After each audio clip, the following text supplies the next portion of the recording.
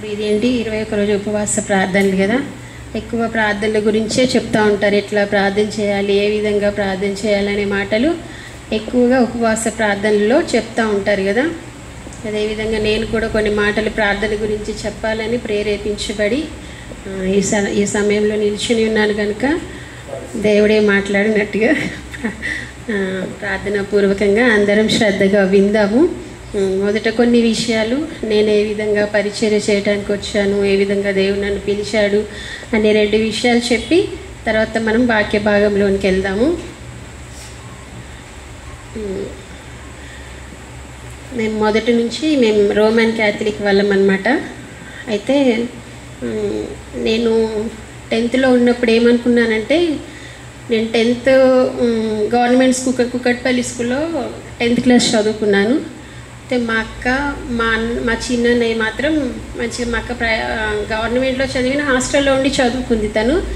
మా చిన్నయ్యేమో ప్రైవేట్ స్కూల్లో చదువుకున్నాడు, నేనేమో ఇంటి దగ్గర ఉండి చదువుకున్నా. వాళ్ళు చదువుకోవడానికి వాళ్ళకి మంచి ఫెసిలిటీ ఉండి చదువుకున్నారు, నేనేమో ఇంటి దగ్గర పని చేసుకోవాలి, ఇంట్లో పనులన్నీ చక్కబెట్టాలి, మళ్ళీ 4 కిలోమీటర్లు వెళ్ళి స్కూల్కి వెళ్ళి రావాలి, మళ్ళీ చదువుకోవాలి. ఇవన్నీ నాకు చాలా పెద్ద బాధ అనిపించేవి. మా అక్క మా అన్నేమో ఫస్ట్ క్లాస్లో పాస్ అయిపోయారు, నేను ఫెయిల్ అయిపోతానేమో అని భయం ఉండేది నాకు. ఎందుకంటే వాళ్ళు చదువు మీద కాన్సన్ట్రేషన్ చేశారు, కానీ నేను పని మీద చేయాలి, నడిచి రావాలి, ఇవన్నీ చేయాలంటే నాకు కొంచెం ఇబ్బంది అనిపించేది అనమాట. నేను పాస్ అవుతాను, ఫెయిల్ అవుతాను, పాస్ అవుతాను, ఇదే ఉండేది నాకు ఎప్పుడు.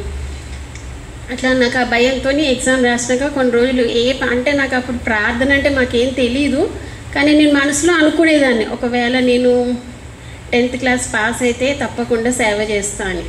నా దృష్టిలో సేవ చేయడం ఏంటంటే, రోమన్ క్యాథలిక్ నన్ సిస్టర్స్ ఉంటారు, వాళ్ళు హాస్పిటల్స్లో చేస్తారు, ఇంకా కొన్ని పరిచర్యలు వాళ్ళకు ఉంటే అట్లా చేస్తూ ఉంటారు. నాకు ఇష్టం ఏంటంటే హాస్పిటల్లో చేయాలి, హాస్పిటల్ గ్లూకోజ్లు పెట్టాలి అంటే నాకు చాలా ఇష్టం అనమాట.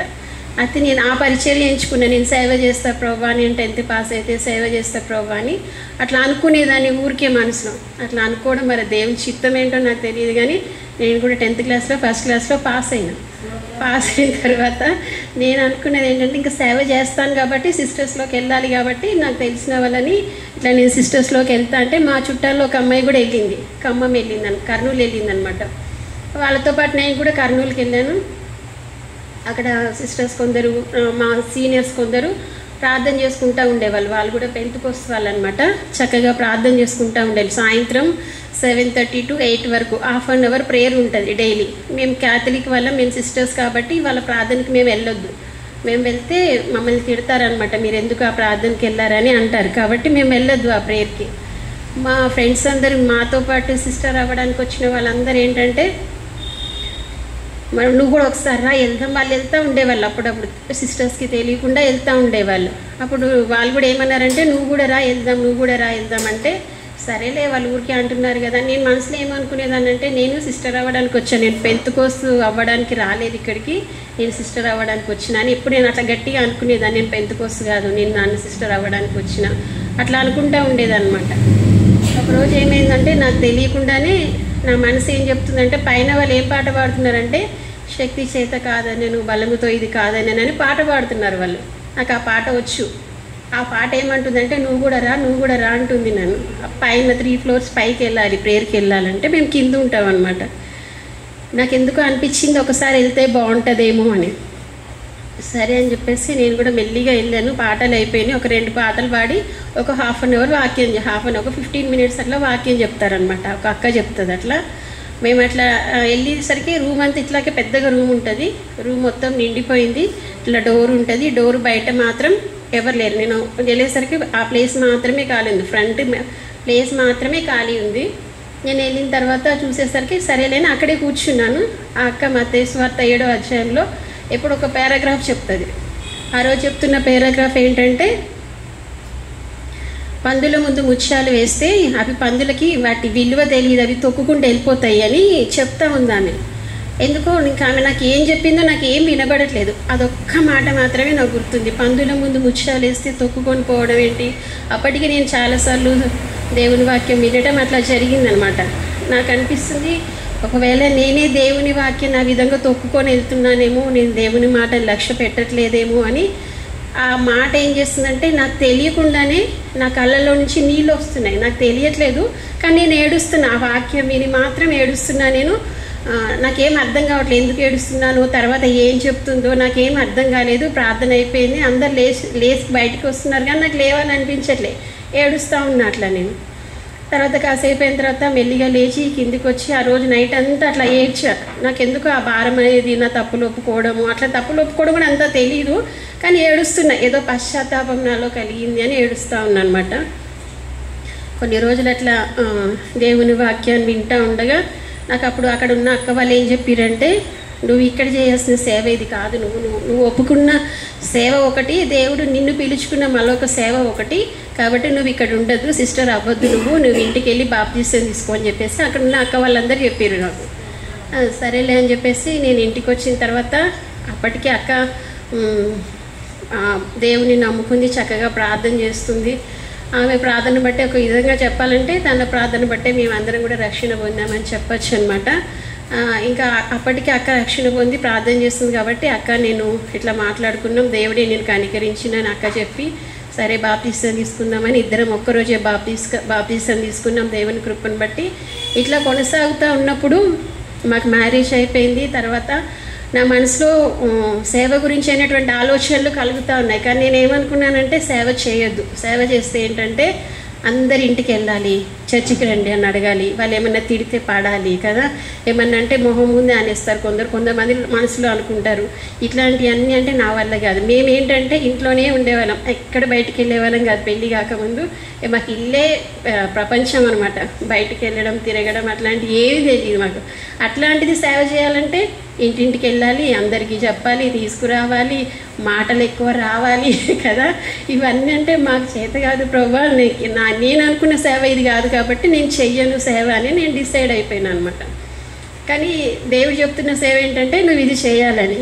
నాకు ఇష్టం లేకపోయినా కొన్ని దర్శనాలను బట్టి కొన్ని కళలను బట్టి నాకు ఆ సేవ అంటే అస్సలు ఇష్టం లేదు. నేను ఏమనుకునేదాన్ని అంటే ఎప్పుడు ప్రతి ఆదివారం చర్చ్కి వెళ్ళాలి. నేను చేస్తున్న కష్టంలో నేను కొన్ని రోజులు జాబ్ చేస్తాను, నేను నర్సుగా చేయడం నాకు ఇష్టం కాబట్టి నేను నర్స్ ట్రైనింగ్ చేయకపోయినా దేవుడు నాతో నా ఆశ తీర్చిండు, నర్సుగా చేయించిండు. 11 సంవత్సరాలు ట్రైనింగ్ లేకుండానే నేను జాబ్ చేశాను అనమాట.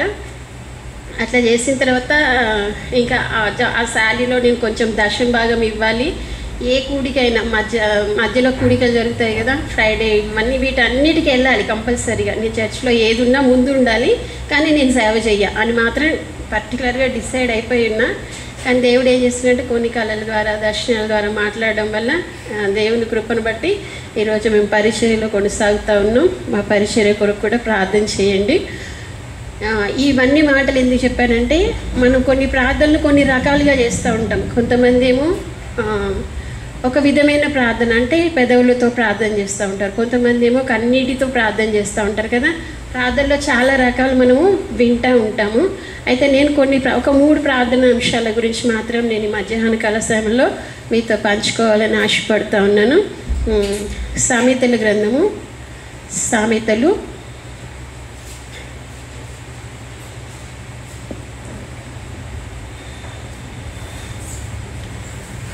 25వ అధ్యాయము, సామెతలు 25వ అధ్యాయము చివరి వచనం చదువుదాం. 26వ వచనం చదువుదాం. ప్రాకారము లేక పాడైన పురము ఎంతో, తన మనస్సును అణుచుకోలేనివాడును అంతే కదా. అర్థమైంది అనుకుంటా దాదాపుగా. ప్రాకారం లేని పురం అంటే కాంపౌండ్ వాళ్ళు లేని ఇల్లు ఎట్లుంటుందో మనసును అంచుకోలేని వాడి జీవితం కూడా అట్లనే ఉంటుంది అని ఈ సామెతల గ్రంథంలో ఈ సొలొమోను చెప్తా ఉన్నాడు అనమాట. ఈ సామెతల గ్రంథాన్ని సొలొమోను రాస్తాడు, రాజు అయిన సొలొమోను. ఆయన చాలా మంచి జీవితం అంటే తనకి ఇష్టం వచ్చినట్టుగా జీవించిన ఒక రాజు. ఆయన ఏం చెప్తున్నాడు చివరికి వచ్చేసరికి అంటే, ప్రాకారం లేకపోతే ఆ పురం ఎట్లా పాడైపోతుందో మనసు అణుచుకోలేని వారి జీవితం కూడా అంతే అని. మామూలుగా మనం కాంపౌండ్ వాల్స్ ఎందుకు కట్టుకుంటాం, ఇల్లు కట్టుకొని వదిలేసుకోవచ్చు కదా. కానీ కాంపౌండ్ వాళ్ళు ఎందుకు కట్టుకుంటాం కంపల్సరీగా. కొంతమంది చూస్తాం కదా, ప్లేస్ కొనుక్కొని అక్కడ చిన్న రూమ్ కట్టి చుట్టూ కాంపౌండ్ వాళ్ళు కట్టేస్తారు. అదేంటి, ఎవరి దాన్ని ఆక్రమించుకోవద్దు అనే ఉద్దేశంతో చుట్టూ కాంపౌండ్ వాళ్ళు కట్టేసి ఒక చిన్న రూమ్ కట్టి వదిలేస్తారు కదా. దానికి అర్థం ఏంటో మనకు దాదాపుగా తెలుసు. ఎందుకంటే కాంపౌండ్ వాళ్ళు లేదనుకోండి ఏం జరుగుతుంది, ఎవరో దొంగలు వస్తారు, లేకపోతే కుక్కలు వస్తాయి, పందులు వస్తాయి, అంతా పాడు చేసిపోతాయి స్థలం అంతా కదా. దానికి ఇష్టం వచ్చినట్టు ఆ స్థలంలో ఇంకెవ్వరు ఏం అనడానికి లేదు, ఎవరైనా రావచ్చు, ఏదైనా చేసుకోవచ్చు, ఎట్లయినా వెళ్ళిపోవచ్చు కదా. అట్లాగే మనసు అణుచుకోలేని వాని జీవితం కూడా అట్లాగే ఉంటుందంట. మరి మనసుని ఎట్లా అణుచుకోవాలి? సొలొమోన్ ఏం చేసిండు, తన మనసును అణుచుకోలేదు. తనకి ఎట్లా ఇష్టం అనిపిస్తే ఎవరి దగ్గరికి వెళ్ళాలంటే వెళ్ళిండు, ఏది చేయాలంటే అది చేసిండు. తనకి ఎట్లా ఉండాలనిపిస్తే తను ఆ విధంగా ఉన్నాడు, ఆ విధంగా చేసిండు. కాబట్టి ఆయన అనుభవంలో నుంచి చెప్తున్న మాట ఏంటంటే మనం ఏం చేయాలంట, మన మనస్సును అణుచుకొని ప్రార్థన చేయాలి అని చెప్తా ఉన్నానంట. మన మనస్సును అణుచుకోవాలంట ప్రతి విషయంలో. దాదాపుగా ఏం చేస్తాం కదా, ప్రార్థన కూర్చోగానే మామూలుగా ఇప్పుడు ఇట్లా ప్రార్థన, ఉపవాస ప్రార్థన జరుగుతుంది. ఉపవాస ప్రార్థన అనగానే మనసును అణుచుకోవాల్సిన పని ఏమి ఉండదు. ఎందుకంటే కూర్చోగానే అందరం ఉన్నాం కాబట్టి ప్రార్థన చేస్తాం, ఏదో ఒక అంశం కొరకు అందరం ప్రార్థన చేసేస్తాం, అయిపోతుంది. అదే వ్యక్తిగత ప్రార్థన చేసుకోవాలంటే వెంటనే స్టార్ట్ చేస్తాము ప్రార్థన. కూర్చోగానే ఏమవుతుంది, ముందు ఎట్టేటో పోతాయి ఆలోచనలు. ఒకసారి బాడీ ప్రజెంట్ మైండ్ ఆబ్సెంట్ అంటాం కదా, ఎక్కడెక్కడో అమెరికా కూడా పోయేస్తాయి ఒక్కొక్కసారి. ప్రార్థనలో కూర్చోగానే ఏమవుతుంది, ఎక్కడో పెట్టింది కూడా గుర్తొస్తుంది, అప్పటి వరకు గుర్తురాదు. ఎక్కడో పెట్టింది గుర్తొస్తుంది, ఎవరో చెప్పిన మాట, అరే వాళ్ళు రమ్మన్నారు కదా, మర్చిపోయినా కదా. ఎప్పుడు గుర్తొస్తాయి ఇవన్నీ అంటే ప్రార్థనలో కూర్చోగానే ఇవన్నీ గుర్తొస్తూ ఉంటాయి కదా. అందుకే ఏమంటున్నాడంటే మన మనసుకి ఏం కావాలంట, ఒక ప్రాకారం అణుచుకోవాలంట, దాన్ని అణుచుకొని ప్రార్థన చేయాలంట. కొంతమంది ఏం చేస్తారంటే, మాకు తెలిసిన వాళ్ళు ఉన్నారు, ఊళ్ళో ఉంటారనమాట. వాళ్ళకి పశువులు ఉన్నాయి. అయితే వాళ్ళు ఏం చేస్తారంటే ప్రార్థన చేసినప్పుడు కొంచెంసేపు ప్రార్థన చేస్తారు, దేవా స్తోత్రం వేసి రక్తం చేయమంటారు. అరే అక్కడ బర్రెకి మేతే లేదు, మేతేసి రాపో అంటారు. అది కరెక్టేనా? అది అణుచుకున్న ప్రార్థన అని చెప్పచ్చా మనము? మళ్ళీ ఏమంటారు, నీళ్ళు పెట్టలేదు, నీళ్ళు పెట్టేసి రాపో అండి, మళ్ళీ స్తోత్రం హల్లెలూయా స్తోత్రం హల్లెలూయా అంటే అది కరెక్ట్ ప్రార్థన అవుతుందా? కాదు కదా. అందుకే మనం ఏం చేయాలంటే మన మనసునంట అణుచుకొని ప్రార్థన చేయాలి. లోక ఆలోచనలు, తలంపులన్నీ కాసేపు ఏం చేయాలి, కంట్రోల్ చేసుకోవాలి. నా మటుకు నేనేం చెప్తానంటే, నేను పర్సనల్గా ప్రార్థన చేసుకుంటే ఒక 1/2 అవర్ నా మనసును నా స్వాధీనంలోకి తెచ్చుకోవడానికే ఒక 1/2 అవర్ పడుతుంది కదా. కూర్చోవాలి, ప్రార్థన కూర్చోవాలి, మనసుని అంతా కంట్రోల్ చేసుకోవాలి, కాసేపు దేవుని స్తుతించాలి, 2 పాటలు పాడుకోవాలి, దేవుని వాక్యాన్ని. అప్పటికి కానీ మనసు అనేది కంట్రోల్లోకి రాదు. అంతవరకు ఏమవుతుంది, అది తిరుగుతూనే ఉంటుంది, దానికి ఇష్టం వచ్చిన చోటికి తిరుగుతూనే ఉంటుంది. అదంతా అణుచబడాలంటే ముందు ఏం చేయాలి, మన మనసుని కంట్రోల్ చేసుకొని మనం ఏం చేయాలి, ప్రార్థన చేయాలి. అప్పుడే మన ప్రార్థనలకు ఏమవుతుందంటే సమాధానం వస్తుంది. మనం చేసిన ప్రార్థన కూడా మనకేముంటుందంటే తృప్తి ఉంటుంది. ప్రార్థన చేసుకొని లేచిన తర్వాత కొన్నిసార్లు ఏమనిపిస్తుంది అంటే ప్రార్థన చేసిన అనే సాటిస్ఫాక్షన్ ఉండదు కదా. చేస్తాం కానీ అమ్మో నేను ప్రార్థన చేసి ఇంతసేపు కూర్చున్నాను, ఆయన చేసినట్టు లేదే అనిపిస్తూ ఉంటుంది కొన్నిసార్లు కదా. కొన్నిసార్లు ప్రార్థనలో కూర్చొని కాసేపు ఒక 15 మినిట్స్ అట్లా కన్నీళ్ళు కాచి ప్రార్థన చేసుకున్నాం అనుకో, అదొక తృప్తి ఉంటుంది. ఎందుకంటే ఆ మనసు ఏమవుతుందంటే అణుచుకొని మనం ప్రార్థన చేస్తున్నాం, బయటికి వెళ్ళకుండా ఆ మనసును అణుచుకొని ప్రార్థన చేస్తున్నాం. కాబట్టి ఆ ప్రార్థనకి ఏముంటుందంటే నెమ్మది కలుగుతుంది. కాబట్టి మనం ఎంత ప్రార్థన చేస్తున్నాం అనేది ఎంత అవసరమో మన మనసును కూడా అణుచుకొని ప్రార్థన చేయడం అనేది కూడా అంతే అవసరం. మన మనసుని, మన తలంపుల్ని, మన ఆలోచనని, మన జీవితాన్ని మనం ఏం చేసుకోవాలంటే కాసేపు దేవునికి అప్పగించి మనం ఏం చేయాలంటే ప్రార్థన చేయాలి అని ఈ వాక్య భాగం ద్వారా మనకి అర్థమవుతూ ఉంటుంది అనమాట. ఇంకొక మాట చూసుకుందాం చూడండి. 2వ దినవృత్తాంతములు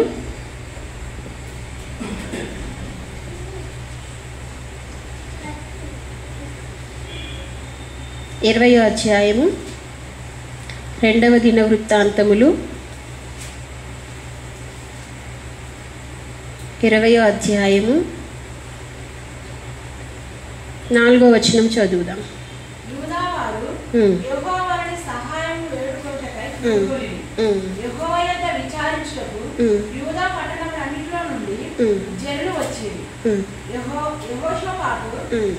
మందిరంలో వృత్తశాల ఎదుట సమాజంగా కూడిన యూదా యెరూషలేముల జనుల మధ్య నిలవబడి, మా పితరుల దేవా యెహోవా నీవు ఆకాశమందు దేవుడివై. 3వ వచనం కూడా చదువుదాం. 3వ వచనం చదువుదాం. అందుకు యెహోషాపాతు భయపడి యెహోవా యొద్ద విచారించుటకు మనస్సు నిలుపుకొని యూదా ఎంతటా ఉపవాస దినం ఆచరింపవాలని చాటింపగా. చాలు.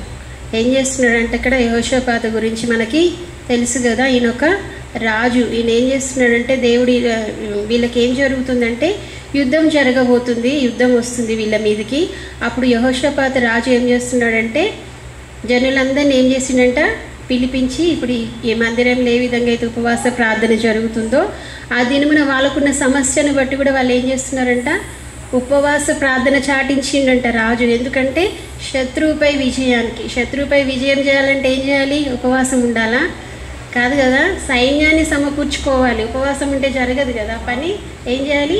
సైన్యాన్ని సమకూర్చుకోవాలి. అక్కడి నుంచి ఎంతమంది సైనికులు వస్తున్నారో తెలియదు, అంతకు మించిన సైన్యం మన దగ్గర ఉండాలి కదా. కొంతమంది ఏమంటారు గాల్లో దీపం పెట్టి దేవుడు అంటే కుదరదు అంటారు కదా. కానీ ఈ రాజు కూడా ఏం చేస్తున్నాడంట జనాలని సైన్యాన్ని సమకూర్చుకోవాల్సిన దానికి బదులుగా ఆయన ఏం చేస్తున్నాడంట ఉపవాస ప్రార్థన చేస్తున్నాడంట. అందరినీ పిలుస్తున్నాడంట. ఇప్పుడు మీరు అందరూ కూడా ఏ విధంగా ఉపవాస ప్రార్థన చేస్తున్నారో అట్లాగే యెహోషాపాతు రాజు కూడా అందరినీ పిలిచాడంట, ఉపవాస ప్రార్థన చాటించిండంట. దేని కొరకు చాటించిండంటే శత్రు సైన్యంపై విజయం రావడానికి ఉపవాస ప్రార్థన చాటించి ఏం చేస్తున్నాడంటే ఇక్కడ తన మనస్సును నిలుపుకొని ప్రార్థన చేస్తున్నాడంట. పైనేమో మనం సామెతల గ్రంథంలో ఏం చూసినాము? మనసుని అణుచుకొని ప్రార్థన చేయాలి. ఇక్కడ ఏం చెప్తున్నాడంటే మనసుని నిలుపుకొని ప్రార్థన చేయాలి. ఉపవాస ప్రార్థన చేస్తున్నాం. చాలామందికి ఉపవాస ప్రార్థన అంటే భయం. ఎందుకు? ఆకలేస్తుంది, తొందరగా ఆకలిస్తుంది కదా. మామూలు అప్పుడేమో 11 గంటల వరకు అన్నం తినరు. ఉపవాస ప్రార్థన అనేసరికి 8 గంటలకల్లా ఆకలి వేస్తూనే ఉంటుంది, కళ్ళు తిరుగుతాయి, ఏమేమో జరుగుతూ ఉంటుంది కదా. చాలామందికి ఏంటి ఉపవాస ప్రార్థన అంటే భయం. అందుకే ఇక్కడ ఏమంటున్నారంటే ఉపవాస ప్రార్థన చేసినప్పుడు అంట మనస్సును నిలుపుకొని ప్రార్థన చేయాలంట. కొంతమంది ప్రార్థన చేస్తారు, టైం చూసుకుంటారు, 1 ఎప్పుడవుతుందా, 2 ఎప్పుడవుతుందా, ఎందుకు ప్రార్థన ఎప్పుడైపోతే ఎప్పుడు తినాలా అని. అలాంటి ఉపవాసము ఉండని అవసరమే లేదు. ఏంటి ఏమో అంటారు చెప్పుల మీద చింత దేవుడి మీద, చెప్పుల మీద భక్తి ఉందంట కానీ దేవుడి మీద చింత ఉందంట జనాలకి. అలాంటి భక్తి చేస్తున్నారు అనమాట. ఇక్కడ ఏమంటున్నాడైనా మనం ఏం చేయాలంట మనస్సు నిలుపుకొని ప్రార్థన చేయాలంట. ఆ విధంగా ప్రార్థన చేయడం వల్ల ఈ యెహోషాపాతు రాజుకి ఏమైందంటే తన ప్రార్థన, జస్ట్ ప్రార్థన వల్లనే పొరుగు రాజ్యాన్ని జయించగలిగిండు, శత్రు రాజ్యాలని ఆయన జయించగలిగిండు. ఉత్తి ప్రార్థన కాదు ఇది, నిలుపుకొని చేసిన ప్రార్థన. ఏ విధంగా చేసిండంటే పాటలతో ప్రార్థన చేసిండు, తన మాటలతో ప్రార్థన చేసిండు. ఆ విధంగా ప్రార్థన చేయడం వల్ల ఏం జరిగిందంటే శత్రు సైన్యాన్ని జయించిండు. అంత గొప్ప ప్రార్థన దేని ద్వారా అంత విజయం వచ్చింది అంటే మనసు నిలుపుకొని ప్రార్థన చేయడం వల్ల అంత గొప్ప విజయాన్ని అనుభవించిందనమాట. నేను కూడా ఎప్పుడు ఏమనుకుంటా అంటే చిన్న ఎగ్జాంపుల్ నా సాక్ష్యం చెప్తా. ఎప్పుడు నేనేమనుకుంటానంటే మాకు చిన్నప్పటి నుంచి అని చెప్పాను కదా, నలుగురిలోకి వెళ్ళి మాట్లాడాలంటే భయం. ఒక నలుగురు నిలబడి మాట్లాడుతున్నారంటే మేము అక్కడ ఉంటాం, అక్కడ నుంచి వెళ్ళిపోతాం. ఎందుకంటే ఎట్లా మాట్లాడాలో ఏం మాట్లాడాలో మాకు తెలియదు అనమాట. నేను సేవకు వచ్చిన తర్వాత కూడా చాలాసార్లు అనుకున్నా, ప్రభా మరి నాకేమో సేవ ఇచ్చినావు. సేవ అంటేనేమో నలుగురిలోకి వెళ్ళి వాక్యం చెప్పాలి, నలుగురితో మాట్లాడాలి, నలుగురిని బలపరచాలి, ఎవరైనా బాధలో ఇబ్బందిలో ఉంటే ఏమైనా వాక్యం చెప్పాలి వాళ్ళకి. ఇవన్నీ చేయాలంటే నాకు చేత కాదు కదా ప్రభా, నన్నేమో నువ్వు ఇట్లా ఏర్పరచుకున్నావు అని నేను ఎప్పుడు అట్లా మనసులో అనుకుంటూ ఉంటానన్నమాట. అదే మనసులో అదే నిలుపుకొని అట్లాగే ప్రార్థన చేస్తూ ఉంటా. దేవా నేను చేస్తున్న ఈ పరిచర్య ఈ ఫిలదెల్ఫియా మందిరానికి మాత్రమే కాదు, నేను ఇతరులకు కూడా తెలియపరచబడాలి. నా ద్వారా కొందరైనా ఎవరైనా అనాలి, ఇగో ఫలానా పాశ్రమ ద్వారా నేను బలపరచబడ్డాను అని ఒక్క సాక్ష్యం నా చెవిలో వింటే చాలు ప్రభువా అని ఎప్పుడు అట్లా అనుకునేదాన్ని. నా బిడ్డలే కాదు, నాకు ఇచ్చిన ఫిలదెల్ఫియా సంఘంలో బిడ్డలు మాత్రమే కాదు, బయటి వాళ్ళు కూడా కొందరైనా నా చేత బలపరచబడాలి. ఎందుకంటే నాకు బయటికి వెళ్ళడం చెప్పడం చేత కాదు. ఏమంటుందంటే యోహాను సువార్తల వాక్యం ఏమంటారంటే తీయద్దు కానీ ఏంటి చెట్టు వేరిన గొడ్డలి ఉంచబడింది, అదేమవుతుందంట తీర్పు దినమున అగ్నిలో వేయబడుతుంది అని చెప్తాడనమాట. అయితే నేను ఎప్పుడు ఆ మాట నన్ను కొంచెం బాధపరిచేది, దేవా నేను ఫలించకపోతే ఎట్లా, మళ్ళీ నా చెట్టు వేరుని కూడా గొడ్డలు ఉంచబడితే ఎట్లా. ఎప్పుడు నేను అట్లా ఆ తలంపులతో నేను ఉండేదాన్ని అనమాట. నేను ఫలించాలి, ఇతరులకు నేను ఆశీర్వాదకరంగా మార్చబడాలి, కొందరైనా బలపరచబడాలి ప్రభు అని ఎప్పుడు నేను అదే మనసులో ఎప్పుడు అదే ప్రార్థన చేస్తాను. ఎక్కువ చర్చి గురించి చేస్తా, తర్వాత నేను ఏ విధంగా వాడబడాలో గురించి చేస్తా, ఆ తర్వాత నేను నా ఫ్యామిలీ గురించి చేస్తూ ఉంటాను అనమాట. అయితే ఆ మాట నేను ఎప్పుడు మామూలుగా కూడా అనుకుంటానే ఉంటాను, దేవా నా ద్వారా కొందరైనా బలపరచబడాలి, నేను ఏదో రకంగా పరిచర్య చేయాలి, ఏదో స్థితిలో నేను నేను నేను కొంచెం నీ సన్నిధిలో నేను వాడబడే కృప నాకు కావాలి ప్రభువా అని కొన్ని రోజులు కొన్ని సంవత్సరాలు అట్లా ప్రార్థన చేస్తూ ఉండేదాన్ని. మేము మార్నింగ్ ఏం చేస్తామంటే ప్రతిరోజు మేము కరోనా స్టార్ట్ అయినప్పటి నుంచి అంటే దాదాపుగా 5-6 సంవత్సరాలు అవుతుండొచ్చు, మేము ప్రతిరోజు ఒక సండే తప్ప 5 నుంచి 6 వరకు 1 గంట వరకు మేము కాన్ఫరెన్స్ ప్రేయర్ చేస్తాం. ప్రతిరోజు ఉంటుంది మాకు 5 to 6 o'clock వరకు ప్రతిరోజు. కొంతమంది విశ్వాసులు ఫోన్లోనే వస్తారు, మార్నింగ్ ప్రేయర్ చేస్తూ ఉంటాం అనమాట. అయితే నేను ఎప్పుడేమనుకునేదాన్ని అంటే మార్నింగ్ 5 గంటలకు లేవాలంటే కొంచెం ఇబ్బంది, ఒకరోజు 2 రోజులు చేస్తాం, 3 రోజు ఏమవుతుంది, నిద్ర వస్తుంది ఏం కాదులే అని పడుకుంటాం కదా. అదే ఇట్లా కాన్ఫరెన్స్ ప్రేయర్ పెట్టుకున్నాం అనుకోండి, అమ్మో కాన్ఫరెన్స్లో ఉన్నాం ప్రార్థన చేయాలి, వాళ్ళ తర్వాత ఒకవేళ ఒకరు ముందు చేస్తున్నారు వాళ్ళ తర్వాత మనం చేయాలి, కాబట్టి ఏం చేయాలి, తప్పకుండా మెలకు ఉండాలి, ఎందుకంటే వాళ్ళది అయిపోగానే నేను చేయాలి అని. అట్లా ఆ ప్రేయర్ వల్ల ఏంటంటే కొంచెం మనం ప్రార్థనలో కొంచెం చేయడానికి బెనిఫిట్ ఉంటుంది అనమాట. అయితే నేను ఎప్పుడు ఏమైనా ప్రార్థన చేసుకునేదాన్ని అంటే ఇప్పుడు నేను 5 గంటలకు చేస్తున్నాను కదా, ఇంకా ఎవరైనా నన్ను కొంచెం నాకు కూడా ప్రార్థనలో సహాయం చేస్తావా అని నన్ను ఎవరైనా అడిగితే బాగుండు అని అనుకునేదాన్ని. ఎప్పుడు నేను నాకు కొంచెం ప్రార్థనలో నన్ను ఎంకరేజ్ చేయవా అని అడిగే వాళ్ళు ఎవరైనా ఉంటే బాగుండు అని అనుకునేదాన్ని. అది ఇట్లా కొన్ని రోజులు అయిన తర్వాత ఒక 4 years అవుతుంది, వాళ్ళు సదాశివపేటలో ఉంటారు, ఒక పాస్టర్ వాళ్ళు మాకు తెలిసిన వాళ్ళు అనమాట. అయితే ఆమె ఏమన్నదంటే అక్క నాకు ప్రార్థన చేయాలని ఆశ ఉంది కానీ నాకు ఎంకరేజ్ చేసే వాళ్ళు ఎవ్వరు లేరక్క, నాకు నేను ప్రార్థన చేసుకుందామా అని అడిగింది. అంటే నాకు సంతోషమైంది, ఎందుకంటే నేను ఏం చేస్తున్నా నా ప్రార్థన అదే, ఎవరైనా నన్ను అడిగితే బాగుండు అని నేను ఆశతోనే ప్రార్థన చేస్తున్నా కదా. ఆ అమ్మాయి అడిగింది అనమాట, అక్క ఇట్లా మనం ప్రార్థన చేసుకుందాం అక్క, ఏదైనా ఉంటే చెప్పక. ఆమె టీచర్ అనమాట, గవర్నమెంట్ టీచర్. ఆమె కొంచెం నా సమయానికి అనుకూలమైన సమయం చెప్పక్క, మన ఇద్దరమన్నా చేసుకుందామంటే నేను చెప్పిన మేము ఆల్రెడీ 5 to 6 చేస్తామమ్మా, మనం మార్నింగ్ చేసుకుందాం, 4 to 5 మనం చేసుకుందాము అంటే ఆమెకు సంతోషమైంది. ఒక 1 hour ఏం చేసినా ముందుకు పోయినా కదా, 5 to 6 4 to 5 అంటే సరే అక్క చేసుకుందామని చెప్పింది.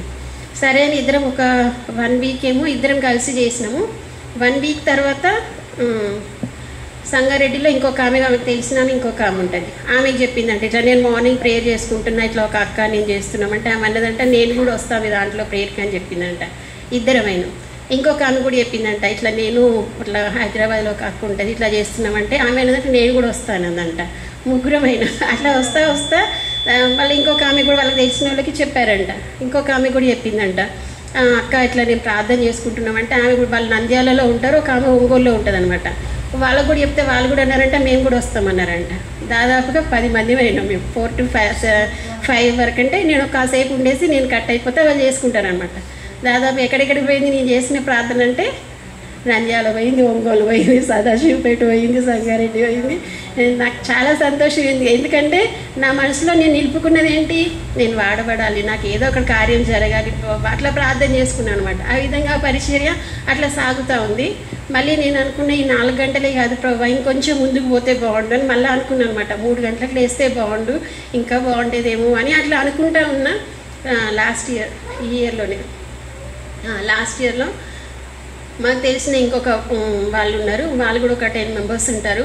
వాళ్ళు కూడా సేమ్ ఆ సదాశివపేట ఆమె ఎట్లా అడిగిందో వాళ్ళు కూడా అట్లాగే అడిగారు, అమ్మ కొంచెం మాకు ప్రేయర్ మీతో కలిసి ఇట్లా మీరు చేసుకుంటారంట కదా, మేము కూడా చేస్తామమ్మా అంటే సరే చేసుకుందాం. లాస్ట్ ఇయర్ జస్ట్ అదేంటి December 12th స్టార్ట్ చేసినాం. కరెక్ట్గా ఇక్కడ మీటింగ్ ఉన్న రోజు ఆ రోజు కదా, మనం ఎవ్రీ ఇయర్ ఇక్కడ విలియర్స్ చర్చ్లో యానివర్సరీ చేస్తాం. అదే రోజు మేము కూడా ఇంకొక బ్యాచ్తో స్టార్ట్ చేసినాం అనమాట.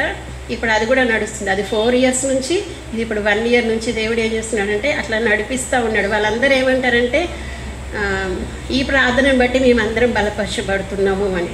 నా ఆశ ఏంటి, నా వల్ల ఒక్కరన్నా అట్లా అనాలి, నాకు అదే నా ఆశ. ఒక్కరన్నా నన్ను గురించి నేను ఇట్లా ఎంకరేజ్ చేయబడుతున్నాను అంటే చాలు ప్రభువా అని ఆశతో ప్రార్థన చేసిన అట్లా దేవుడు కొన్ని విధాలుగా నన్ను ఆ విధంగా ఆశీర్వదించుకుంటూ వస్తూ ఉన్నాడు. ప్రస్తుతానికి కూడా ఆ ప్రార్థనలు ఇంకానే జరుగుతూ ఉన్నాయి. అవి కాదు ఇంకా ఈ ప్రార్థనలు ఏమవుతున్నాయంటే పిల్లలు మగవాళ్ళు ఈ విధంగా కూడా కాన్ఫరెన్స్ స్పేస్ చేసుకుంటూ ఉన్నారనమాట. ఇవన్నీ విన్నప్పుడు నాకు చాలా సంతోషమైంది. మొన్న ఈ మధ్యలో వచ్చారు వాళ్ళు, వచ్చినప్పుడు వాళ్ళు ఏమంటున్నారంటే మీరు చేసిన విత్తనము మా మగవాళ్ళు మా పిల్లలు కూడా చేస్తున్నారు ప్రార్థన అని చెప్తున్నారు. వాళ్ళ భర్తలు చేస్తున్నారంట, వాళ్ళ పిల్లలు కూడా చేస్తున్నారంట.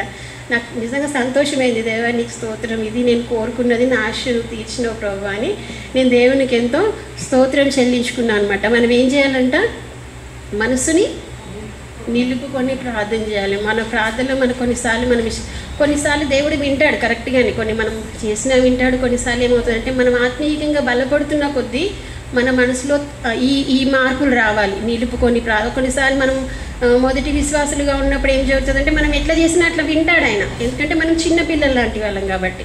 ఇప్పుడు మనం ఎదుగుతూ ఉన్నాం కాబట్టి మన ప్రార్థనా జీవితంలో కూడా ఏం రావాలంటే మార్పు అనేది రావాలి. మొదటిది మనం ఏం నేర్చుకున్నాం, మనం ఏ విధంగా చేయాలంట, మనసుని అణుచుకొని ప్రార్థన చేయాలి. రెండవది మనం ఏం నేర్చుకున్నామంటే మనసుని నిలుపుకొని ప్రార్థన చేయాలి. ప్రార్థనలు కూడా ఇన్ని రకాలు ఉంటాయన్నమాట. ఇంకా చివరి మాటగా ఒక మాట చూద్దాం. చూడండి, ఇర్మియా పుస్తకము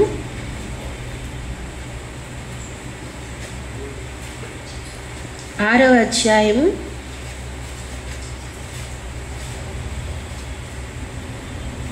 6వ అధ్యాయము 10వ వచనం చదువుదాం. ఎవరికి సాక్ష్యం ఇచ్చేదను, వారు వినుటకు తమ మనస్సు సిద్ధపరచుకోలేదు కనుక వినలేకపోయేది. ఇదిగో వారి యెహోవా వాక్యమందు సంతోషం లేని వారై దాన్ని తృణీకరించు. చాలు, ఒక్క మాట. ఏ మాట విన్నాం ఇందులో? మనము మనస్సుని ఏం చేయాలంట, సిద్ధపరచుకోవాలి. ఎందుకంటే ఇర్మియాలో పైన ఏం చెప్తున్నాడంటే బెన్యామీను వాళ్ళతో చెప్తున్నాడు, మీ దేశం మీదకి ప్రమాదం జరగబోతుంది, మీకు నష్టం కలగబోతుంది అని చెప్తా ఈ చివరికి వచ్చేసరికి వాళ్ళు ఏం చేస్తున్నారంటే బెన్యామీలు వాళ్ళు ఏం చేస్తున్నారంటే దేవుని మాటను వినటానికి ఇష్టపడట్లేదంట వాళ్ళు. అందుకే దేవుడు ఏమంటున్నాడంటే ఇక్కడ, నేను మీతో మాట్లాడాలని ఇష్టపడుతున్నాను కానీ మీరు ఏం చేస్తున్నారంట, వినట్లేరంట. అసలు మనసు సిద్ధంగా లేదంట. నాకేముంది, దేవుడికి ఏముందంట ఆశ, మాట్లాడాలని ఆశ ఉందంట. కానీ ఇక్కడ ఏమంటున్నాడు, మీ మనసును సిద్ధపరచుకోవట్లేదు, వాళ్ళు మనసును సిద్ధపరచుకోవట్లేదు కాబట్టి నేను వాళ్ళతో మాట్లాడలేకపోతున్నా అని బాధపడుతున్నాడు దేవుడు. అందుకే ఇక్కడ మనం చేయాల్సిన పని ఏంటంట, మన మనసును అణుచుకోవటమే కాదు, మనసుని మనము నిలుపుకోవటమే కాదు, కానీ మనం ఏం చేయాలంట, సిద్ధపరచుకోవాలి మన మనసుని. దేనికోసం సిద్ధపరచుకోవాలి మన మనసుని?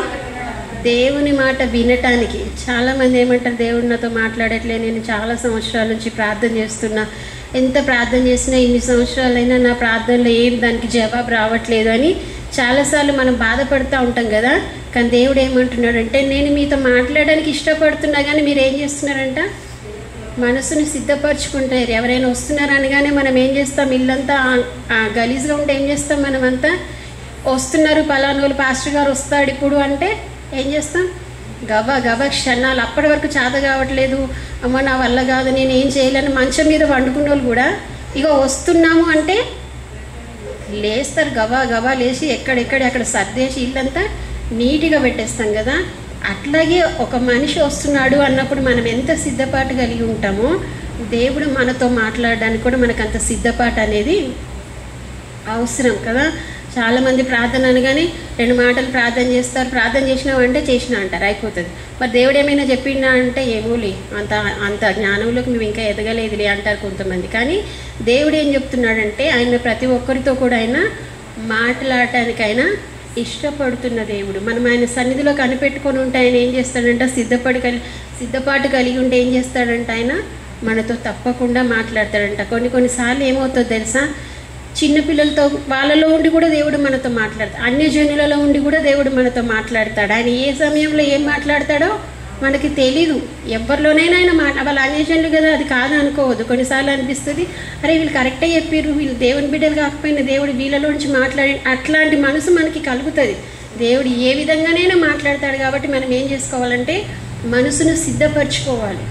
దేవా నేను ఎప్పుడేమనుకుంటా అంటే, ఎక్కువ ఉపవాస ప్రార్థన చేసినప్పుడు ఏమనుకుంటా అంటే, నేను మా వాళ్ళకి చెప్తా, ఎవరు నైట్లో అటు ఇటు కదలదు, ఎందుకంటే నాకు కళ వస్తుంది, దేవుడు నేను ఉపవాసం ఉన్నా కదా, ఏదైనా కళతో మాట్లాడతాడు నన్ను, మధ్యలో ఎవరు నన్ను లేపొద్దు అని చెప్తా. ఎందుకు, కళ డిస్టర్బ్ అవుతుందంట, కళ డిస్టర్బ్ అవుతుంది, దేవుడు నన్ను కళలో మాట్లాడతాడు. నన్ను నేను ఏం చేసుకుంటున్నా అంటే సిద్ధపరచుకుంటున్నా, దేవుడు ఎట్లయినా మాట్లాడతాడు, కళలో మాట్లాడతాడు, లేకుంటే వాక్యంలో మాట్లాడతాడు, ఏ రీతిగా ఆయన ఏం చేస్తాడు, దేవుడు మాట్లాడతాడని నేను ఎప్పుడు సిద్ధపడి చేసుకొని ఉంటాను ఆ మనసుని. ఈ ఉపవాస ప్రార్థన కదా, ఈ ప్రార్థన అయిపోకముందే దేవుడు నాతో మాట్లాడతాడు. ఈరోజు నేను ఈ విజ్ఞాపన చేసిన కదా, ఈరోజు ఎట్లయినా మాట్లాడు. ఈరోజు నేను వాక్యం చదువుతాడు. డైలీ మనం బైబిల్ చదువుతాం కదా, అందులో నుంచి కూడా ఆయన ఏం చేస్తాడు, మనతోని మాట్లాడతాడు. కాబట్టి ఎప్పుడు మనం ఎట్లుండాలంటే బైబిల్ చదివినామా, ఈరోజు ప్రార్థన చేసినామా అన్నట్టుగా కాదు, కానీ దేవుడు నాతో మాట్లాడాలి అని ఆ సిద్ధపాటు మనం కలిగి ఉంటే ఆయన ఏం చేస్తాడంటే తప్పకుండా మాట్లాడతాడు. ఆయన అన్నిట్లో శ్రద్ధగా చేస్తాం, కానీ ప్రార్థనకు వచ్చేసరికి శ్రద్ధ ఉండదు. అయిపోవాలి, ఈ టైం నుంచి 1 అవర్ ప్రేయర్ చేయాలి కాబట్టి ఆ 1 అవర్లో ఏదో ఒకటి దేవుడు చెప్పేసాలి, తర్వాత పనిలో పడాలి, అట్లా ఉండదు. కానీ మన మనసుని ఏం చేసుకోవాలంట, సిద్ధపరచుకోవాలంట. యెహోషాపాతు ఏ విధంగా అయితే మనసు నిలుపుకొని ప్రార్థన చేసిండో, ఆయనకి అదేంటి శత్రురాజ్యంపై ఏ విధంగా విజయం ఇచ్చిండో ఆ ప్రార్థనను బట్టి, అంత గొప్ప కార్యాన్ని దేవుడు ఏ విధంగా చేసిండో, ఈ ఉపవాస దినాలలో మీరు ఏ అంశం కొరకైతే ప్రార్థించిండ్రో దాన్ని కూడా దేవుడు గొప్ప విజయంగా మార్చునుగాక. అదేవిధంగా మనసు సిద్ధపరచుకొని ప్రార్థిస్తున్నారు కాబట్టి ఆయన ఉద్దేశం ఏంటో కూడా దేవుడు మీకు తప్పకుండా బయలుపరచబడునుగాక. ఎందుకంటే మనం మామూలుగా ప్రార్థన చేయట్లేదు కదా, ఉపవాసంతో కడుపు మార్చుకొని. ఇర్మియాలోని ఒక చోట ఏమంటాడంటే 16వ అధ్యాయం అనుకుంటా, ఒకసారి చూద్దాము. 15వ అధ్యాయము 17వ వచనం చూద్దాం. ఇర్మియా పుస్తకము 15వ అధ్యాయము 17వ వచనం చూద్దాం. సంతోషించు వారి సమూహంలో నేను కూర్చుండలేదు, నేను ఉల్లసింపలేదు. కడుపులో మంటతో నీవు నన్ను నింపి ఉన్నావు కనుక నీ హస్తాలను బట్టి నేను ఏకాగ్రై కూర్చుంటుంది. చాలు. ఏం చేస్తున్నాడంటే ఇర్మియా ఏమంటున్నాడు, అందరు సంతోషంగా ఉన్నారు కదా, చర్చ్లో వాళ్ళందరూ చాలామంది రాలేదు, వాళ్ళందరూ సంతోషంగా ఉన్నారు కదా, మంచిగా డ్యూటీకి వెళ్తున్నారు, చక్కగా తింటున్నారు, వాళ్ళ పనులు వాళ్ళు చక్కగా చేసుకుంటూ ఉన్నారు. కానీ ఇక్కడ కూర్చున్న మీరందరూ ఏం చేస్తున్నారంట, సంతోషించి వారితో లేరు. ఏం చేస్తున్నారు, కడుపు మార్చుకొని కడుపు మంటతో దేవుని సన్నిధిలో కూర్చొని ఏం చేస్తున్నారు, మీరందరూ ప్రార్థన చేస్తున్నారు. కాబట్టి దేవుడు ఏం చేస్తాడంటే తప్పకుండా ఆయన ప్రతిఫలం ఇచ్చే దేవుడు. ఎందుకంటే 16వ వచనంలోన, ఒక నిమిషం, 19వ వచనంలో అంటాడు చూడండి. కాబట్టి యెహోవా ఇలాగ సెలవిచ్చాడు, నీవు నా తట్టు తిరిగిన యెడల నీవు నా సన్నిధిని నిలిచినట్లు నేను నిన్ను తిరిగి రప్పిద్దును. ఏవి నీచంలో ఏవి ఘనంలో నీవు గుర్తుపట్టిన యెడల నీవు నా నోటి వలె ఉండును. వారు నీ తట్టులకు తిరగవలెను కానీ నీవు వారి తట్టులకు తిరగకూడదు. ఆమె కదా, ఉపవాస ప్రార్థన చేసిన వాళ్ళందరినీ ఏం చేస్తాడంట దేవుడు, ఎవరైతే మనకు వ్యతిరేకులు ఉన్నారో వాళ్ళ తట్టు మనం తిరగం, వాళ్ళే ఏం చేస్తారంట, మన తట్టు తిరుగుతారంట. ఇంకా ఏమంటున్నాడు, మన నోటినంట ఆయన నోటిలాగా చేసుకుంటాడంట. అలాంటి కృప ఉపవాస ప్రార్థన చేసిన మీ అందరికీ కూడా దేవుడు అనుగ్రహించునుగాక. ఎందుకంటే మనం ఎలా ప్రార్థన చేస్తున్నాం, మన మనసును సిద్ధపరచుకొని చేస్తున్నాం. కాబట్టి మనం అందరం ఏ విధంగా చేస్తాడంట, ఆయన నోరులాగా చేస్తాడంట. అనేకులను ఆయన ఏం చేస్తాడంట, మన వైపు తిప్పుతాడంట. ఎలాంటి ప్రార్థన అదంటే మనసుని సిద్ధపరచుకొని చేసిన ప్రార్థన అది. అందరూ సంతోషిస్తున్నారు కానీ వాళ్ళలో మనం సంతోషించట్లేదు. అందరూ చక్కటి భోజనాలు చేస్తున్నారు, మార్నింగ్ టిఫిన్ చేస్తున్నారు, మధ్యాహ్నం లంచ్ చేస్తున్నారు, కానీ మనం ఏం చేస్తున్నాం, కడుపు మంటతో దేవుని సన్నిధిలో ప్రార్థన చేస్తున్నాం. కాబట్టి దేవుడు మనకి ఏం చేస్తాడు, తప్పకుండా ఆయన ప్రతిఫలం ఇచ్చే దేవుడు.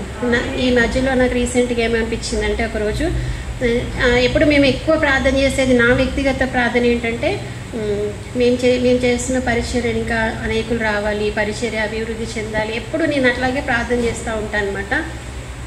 అయితే ఈ మధ్యలో ఒకసారి నాకు అనిపించింది, ఇన్ని సంవత్సరాలుగా పరిచర్య చేస్తున్నాం కదా ప్రభా, ఇంకా శోధనల వెంబడి బాధల వెంబడే వెళ్తూ ఉన్నాం మేము. ఏదో ఒక ఈ సంవత్సరం అయితే ఫిబ్రవరి మొదలుకొని ఏదో ఒక శోధన చేత మేము శోధింపబడతానే ఉన్నాం. స్టార్టింగ్ నుంచి నేను అనుకున్న 24లో అనుకున్న 25 అంతా మాకు దీవెనగా ఉంటుందిలే, దేవుడు మమ్మల్ని 25 దీవెనగా మారుస్తాడు అనుకున్నా. కానీ ఫిబ్రవరి నుంచే మాకు శోధన స్టార్ట్ అయింది. ఆ శోధనలు తట్టుకోలేక నేను ఇట్లా ప్రార్థన చేస్తున్నా, ఏదైనా సహాయం చేయి ప్రభా, ఇక ముందన్నా మమ్మల్ని ఆశీర్వదించు ప్రభా అని ప్రార్థన చేస్తూ ఉంటే నాకు ఒక చిన్న కళ వచ్చింది. ఏమైనా వచ్చిందంటే, కళలో ఇప్పుడు మనం రోడ్లు ఉన్నాయి కదా, పైప్ లైన్లు మధ్యలోకి తీసేస్తారు కదా, తోబేస్తారు. పైప్ లైన్లు ఎక్కడేస్తారు, పైపులు మొత్తం మధ్య రోడ్లో వేయాలంటే మొత్తం అటు ఇటు తోబేసేయాలి, రోడ్ అంతా మధ్యలోకి తోవాలి కదా.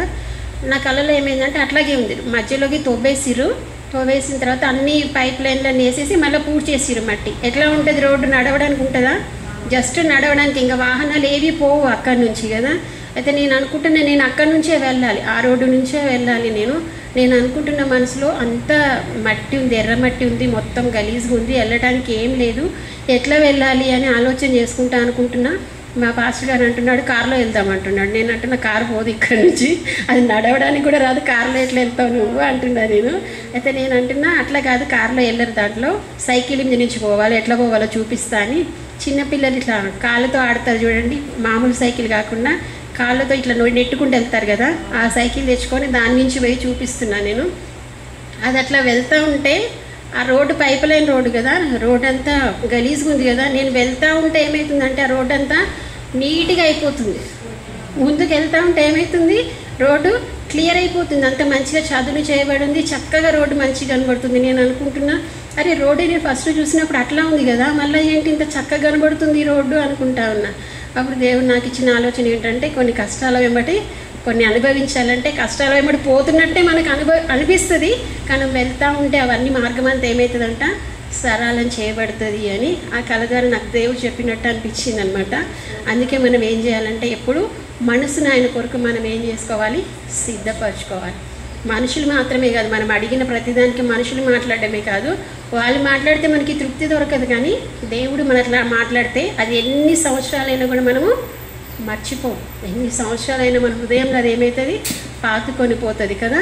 అందుకే మనం ఏ విధంగా ప్రార్థన చేయాలంట, మొదటి అంశం ఏంటి, మనస్సుని అణుచుకొని ప్రార్థన చేయాలి. రెండవ మాట ఏంటి, మనస్సుని నిలుపుకొని మనం ఏం చేయాలంట, ప్రార్థన చేయాలి. మూడవ మాట మనస్సుని సిద్ధపరచుకొని మనము ప్రార్థన చేసినప్పుడు దేవుడు ఏం చేస్తాడు, యెహోషాపాతుకి ఇచ్చిన విజయం మనకిస్తాడు.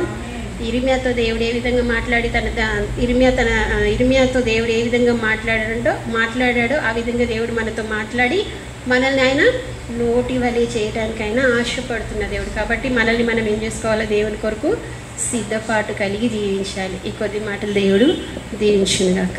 ఆమేన్.